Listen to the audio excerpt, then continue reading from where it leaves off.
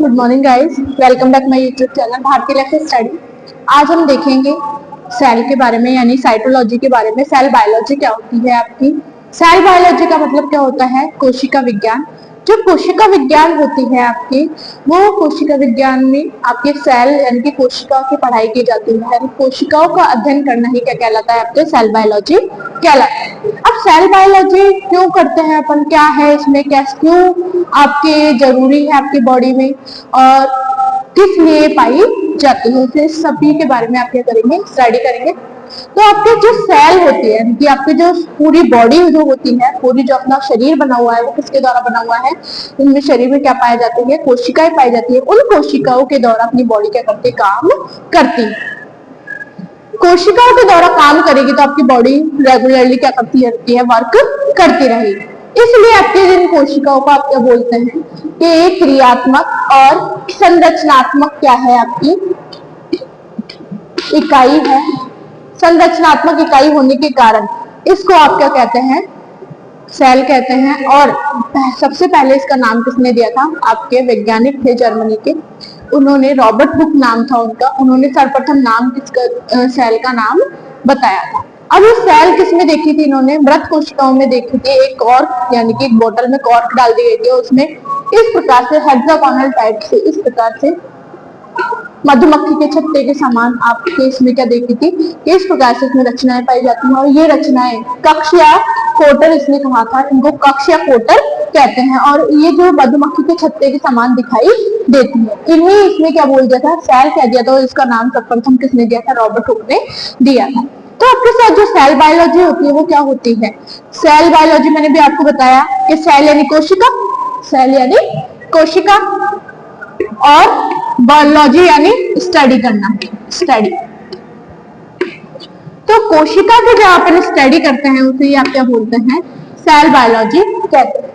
अब देखें कि साइटोलॉजी क्या होती है, सेल बायोलॉजी क्या होती है। अगर हम साइटोलॉजी को या फिर सेल बायोलॉजी को ही हम क्या कहते हैं? साइटोलॉजी कहते हैं। शॉर्ट में अगर आप देखें साइंटिफिक लैंग्वेज में, साइंटिफिक टर्म्स आपको बोले तो सेल बायोलॉजी को आप क्या बोलेंगे? साइटोलॉजी कहते हैं। साइटोलॉजी का क्या मतलब होता है कि कोशिकाओं की आकार की, यानी कि उसकी कोशिका की कैसी शेप होगी, कैसी साइज होगी, जेनेटिकली कैसा होगा, काम करेगा, फंक्शनली कैसा होगा, फिजिकली कैसा होगा वो।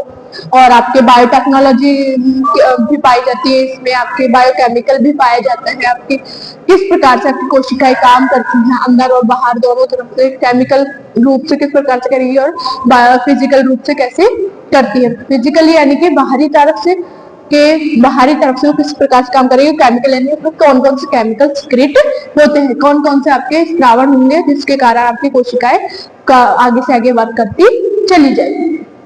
कोशिकाओं का रासायनिक आनुवंशिक मैंने आपको बताया, इसे ही आप क्या कहते हैं? इन्हीं टर्म्स को आप क्या कहते हैं? साइटोलॉजी कहते हैं। इनकी कोशिकाओं की संरचनाओं की, कार्यकी की, इनकी क्या करना? अध्ययन करना, ये आपको क्या कहलाता है? साइटोलॉजी कहलाता है। अब हम देखें कि कोशिका के बारे में देखेंगे कि आपकी कोशिका होती क्या है। तो आपकी जो कोशिका होती है इस प्रकार से, ये आपकी कोशिका है।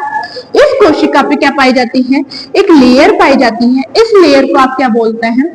सेल मेम्ब्रेन कहते हैं। क्या बोलेंगे? सेल मेम्ब्रेन कहेंगे। ये जो सेल मेम्ब्रेन होती है इसे आप सेल वॉल भी कहते हैं, सेल वॉल भी कहते हैं। साथ ही इसे क्या बोलते हैं? प्लाज्मा मेम्ब्रेन भी बोलते हैं। क्यों? क्योंकि ये किसकी बनी होती है? प्लाज्मा की बनी होती है, इसलिए इसको क्या बोलते हैं? प्लाज्मा मेम्ब्रेन भी कहते हैं।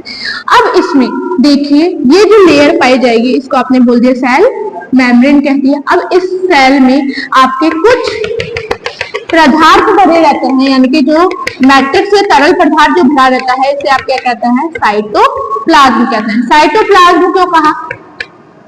क्योंकि साइटो यानी सेल और प्लाज्मा में भरा हुआ है, तो इसलिए इसको क्या बोल दिया? साइटोप्लाज्म कर दिया। जो क्या कहलाता है? आपका मैट्रिक्स का काम करता है। यानी कि मैट्रिक्स का मतलब लस चिपचिपा जो पदार्थ होता है उसका काम करता है। इसमें और क्या पाए जाते हैं? आपके केंद्रक उपस्थित होता है। और ये जो केंद्रक होता है, इसमें केंद्रक में आपके बहुत सारी चीजें क्या होती हैं? उपस्थित होती है। गोल आकार का होता है केंद्रक, खोखला होगा अंदर से। साथ ही इसमें क्या भरा रहता है? जेनेटिक मैटेरियल भरा रहता है, तो इसे क्या बोलेंगे, केंद्रक या फिर न्यूक्लियस कहते हैं, न्यूक्लियस कहते हैं। इस केंद्रक में भी केंद्रिकाएं पाई जाती हैं, केंद्रिकाएं बहुत सारी हो सकती हैं, यानी न्यूक्लियाई पाया जाता है। ठीक है, तो ये नॉर्मली आपकी क्या हो जाती है, सेल की स्ट्रक्चर हो जाती है। जो सेल की स्ट्रक्चर है वो मैंने आपको बता दी है कि क्या क्या इसमें पाया जाता है। अब साथ ही इसमें और चीजें भी उपस्थित होती हैं, जैसे इस मैट्रिक्स में या फिर इस साइटोप्लाज्म में और आपके क्या क्या उपस्थित होता है, जैसे आपकी माइटोकॉन्ड्रिया उपस्थित होती है, माइटोकॉन्ड्रिया उपस्थित होती है। इनमें सेल ऑर्गेनल्स उपस्थित होते हैं। सेल ऑर्गेनल्स यानी कि कोशिकांग। जो ये कोशिकांग होते हैं वो कोशिकांग क्या करते हैं, इस कोशिका को काम करने के लिए प्रोत्साहित करते हैं और उनमें काम भी करवाते हैं, जैसे कि आपके माइटोकॉन्ड्रिया होगा। अब ये जो माइटोकॉन्ड्रिया है, पहला आपको मैं बताती हूँ माइटोकॉन्ड्रिया। जो ये माइटोकॉन्ड्रिया है, ये माइटोकॉन्ड्रिया क्या काम करेगा आपके, माइटोकॉन्ड्रिया आपके क्या काम करता है, पावर हाउस का काम करता है। जो सेल का ये क्या है, पावर हाउस होता है, उनको एनर्जी, सेल को एनर्जी देने का काम करता है। जैसे जैसे सेल को एनर्जी देता है वैसे वैसे अपनी बॉडी को भी एनर्जी मिलती जाती है। तो माइटोकॉन्ड्रिया जो होता है, माइटोकॉन्ड्रिया जो होता है ये क्या कहलाता है, आपका पावर हाउस कहलाता है, पावर हाउस कहलाएगा। साथ ही ये आपके एनर्जी देने का काम करता है। दूसरा आपका आता है राइबोसोम। ये जो राइबोसोम होते हैं, ये राइबोसोम क्या काम करते हैं, प्रोटीन सिंथेसिस का काम करते हैं। प्रोटीन सिंथेसिस यानी प्रोटीन सिंथेसिस का मतलब होता है प्रोटीन का निर्माण करना। बॉडी में आपके प्रोटीन का निर्माण किस प्रकार से करता है, तो ये करता है आपके प्रोटीन का निर्माण करते हैं। साथ ही ये मैं आपको बताऊंगी कि प्रोटीन का निर्माण किस प्रकार से करता है, कितने इसमें अमीनो एसिड्स पाए जाते हैं, वो अमीनो एसिड्स क्या क्या काम करते हैं, और आपके अलग अलग संरचनाएं इसमें पाई जाती हैं। अब आपके आता है प्रोटीन के राइबोसोम के बाद आता है आपका एंडोप्लाज्मिक रेटिकुलम। एंडोप्लाज्मिक रेटिकुलम, ये जो एंडोप्लाज्मिक रेटिकुलम है ये क्या काम करते हैं आपके, के जो आपके दो प्रकार के इसमें क्या पाई जाती हैं, जो एंडोप्लाज्मिक रेटिकुलम है, अंतःप्रद्रव्य जालिका है, ये आपके सेल में दो प्रकार की पाई जाती है। एक पाई जाती है स्मूथ एंडोप्लाज्मिक रेटिकुलम और एक पाई जाती है आपके रफ एंडोप्लाज्मिक रेटिकुलम। जो स्मूथ वाली एंडोप्लाज्मिक रेटिकुलम होती है इस प्रकार से दिखाई देती है आपके, इस प्रकार से दिखाई देती है।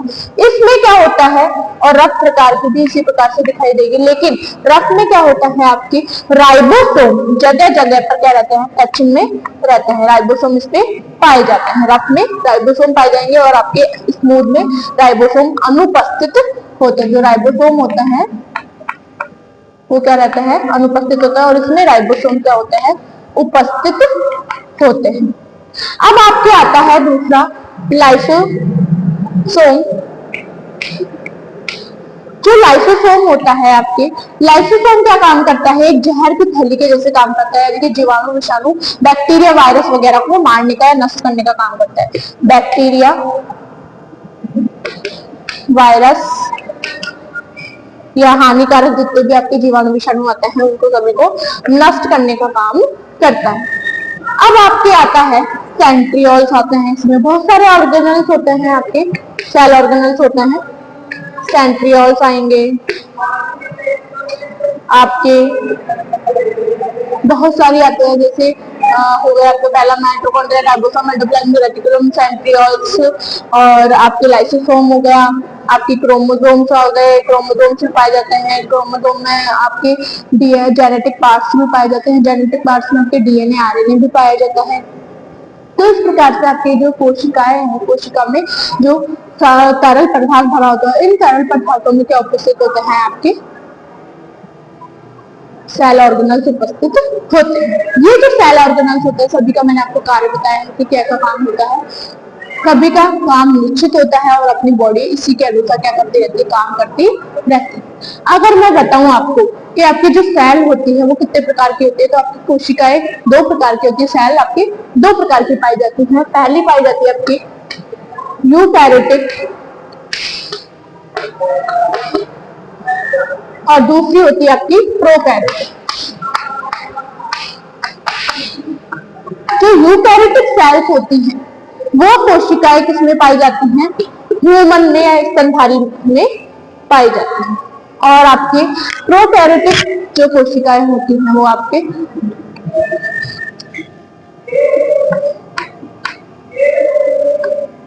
प्रोकैरियोटिक कोशिकाएं आपके जैसे एक जीवी जो एक जीव कोशिकीय होते हैं, यूनिसेलुलर जो एनिमल होते हैं वो आपके किसमें पाए जाते हैं, प्रोकैरियोटिक सेल्स में पाए जाते हैं। जैसे प्रोटोजोआ के एनिमल, प्रोटोजोआ के एनिमल देखेंगे तो इसमें उदाहरण कौन कौन से देखेंगे, पैरामीशियम,